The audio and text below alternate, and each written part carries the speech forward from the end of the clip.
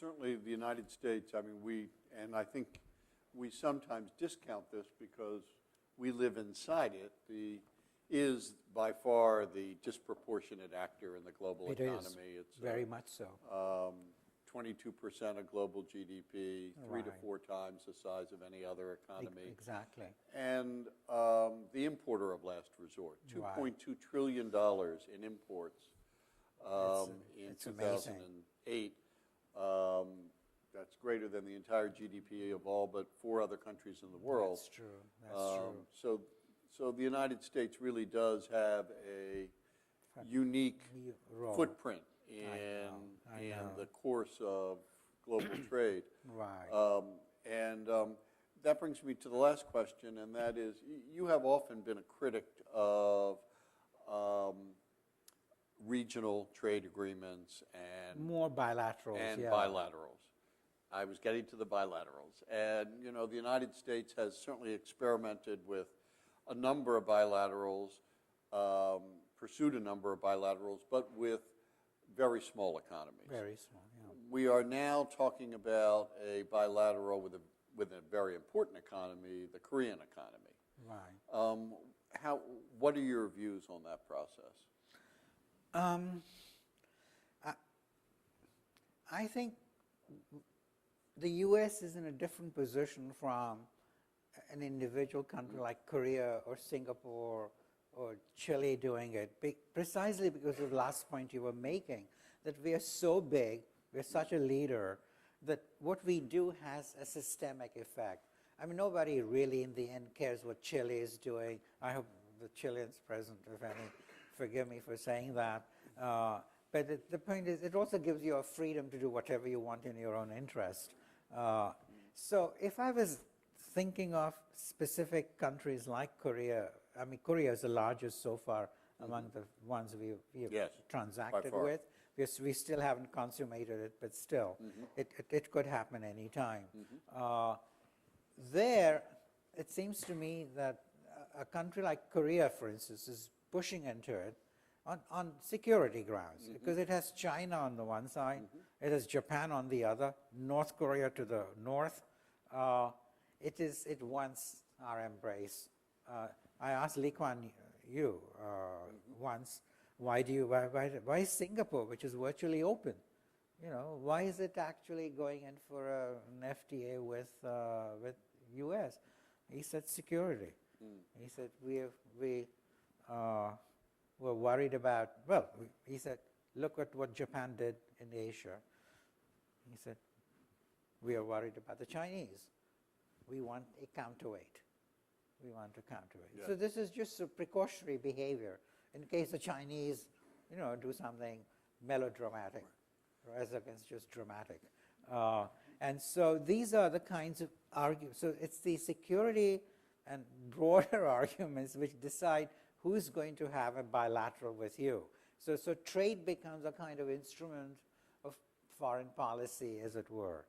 Now, that is, so if every policy is in the end foreign policy or general policy, as you know. So we can't carve out something just for trade. But I think what it's doing is that it, when we start doing it, we were among the late ones. This is actually known among economists as the European disease, because the Europeans who started it in a very big way. And the Europeans have no qualms about, I mean, you know, dealing with trade in special ways. Actually, virtually, there are only 5 countries with which European Union has the MFN treatment, meaning the lowest tariff which you're supposed to give. Everybody else in the world with whom they trade has a special deal.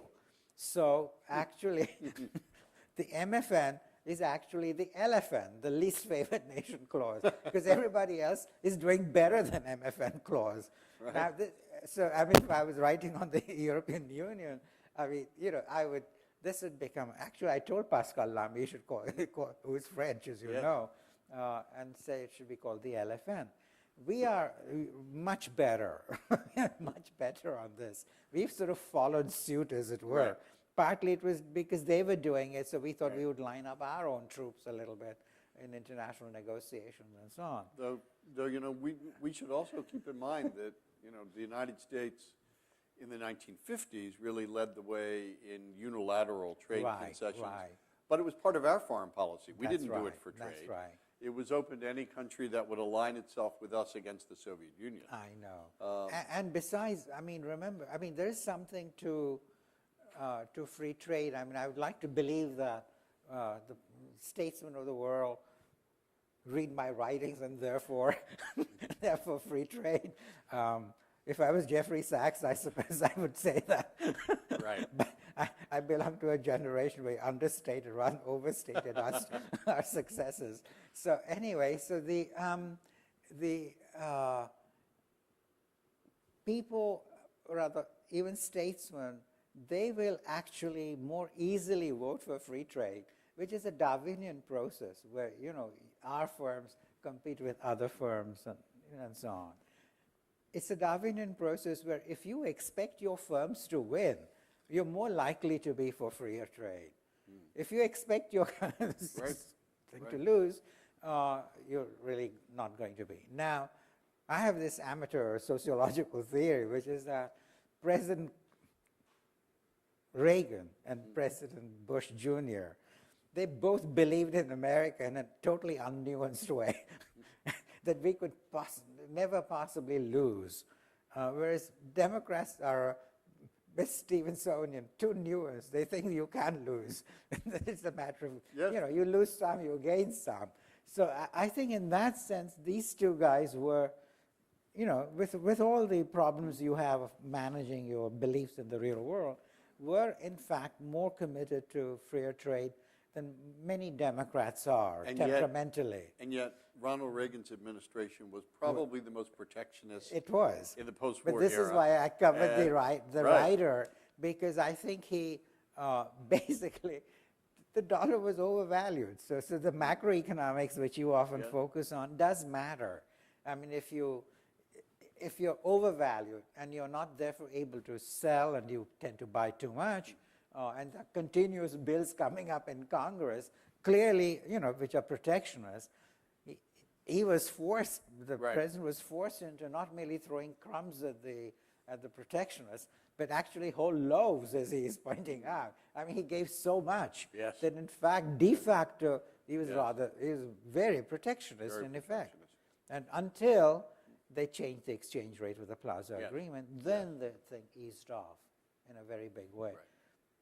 So I think the bilaterals are not the way for us to go, because it also clutters up the system with all kinds of preferences. That's the point I was making earlier. And two, the bilaterals are used not just for trade, Robert, but and many developing countries are now beginning to get worked up, and the NGOs also, which is that and this is not about bilaterals among small countries and so on, but where one large power like us or EU is involved, and you've got a little guy, a little country at the other end.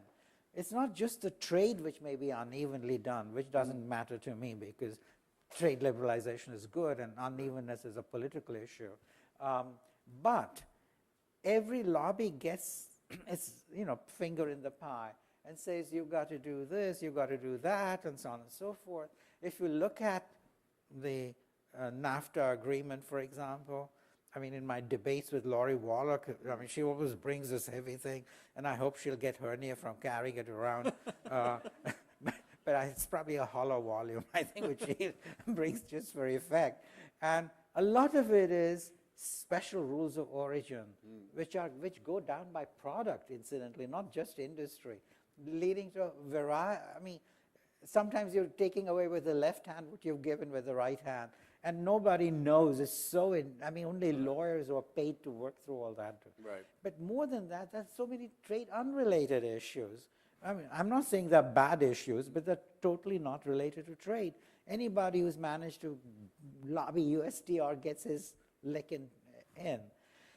So you get a chaotic pattern, and now the developing countries are now beginning to wake up to the downside of doing trade. So if you want to do trade, just go the honest route, work it out because when it comes to one-on-one, it's impossible, given the nature of politics, for even USTR or the president to really keep this process, Yes. focused on trade. So many of us feel that this also means that the old idea that, we would have a whole lot of bilaterals, they would all congeal into a regional, and the regionals would congeal into the, and so I've called the bilaterals leading to a spaghetti problem or spaghetti bowl, because I can't eat spaghetti without dropping it on my tie. So it means chaotic rules of origin and different tariff rates depending on whom you're trading with at any one point of time. And so I looked into the question of what my friend Professor Hamada said. Could you not turn the spaghetti into lasagna? And so I said, I know nothing about cooking, but I do know that you need flat pasta to make lasagna. You can't make it from spaghetti. And you certainly can't go from lasagna into a pizza, meaning the final, multilateral free trade coming out of this process. So it's very difficult. And you're going to carve up the world into a variety of things. So sometimes it may be better to do nothing rather than to do something which is actually going to be problematic and counterproductive. So I think we Americans haven't thought through this sufficiently, because we've just said, well, Europeans are doing it, and two, which is how it started, and two, if we can't move Doha or Uruguay around, let's just go down this route. And I think we just haven't, we need to sit back and look at it. And I think increasingly people are raising questions. Like last week, I think, The Economist had a lead editorial saying this was not the way to go. But it's basically this great desire we have naturally, because we are impatient. That's our strength and our weakness. Yes. If something isn't moving, we want to start down another route and so on. And sometimes it's best probably just to sit down, Confucian style, and contemplate the world and do nothing until something really clears up, where we do something really worthwhile. So those are the kinds of doubts which some of us have.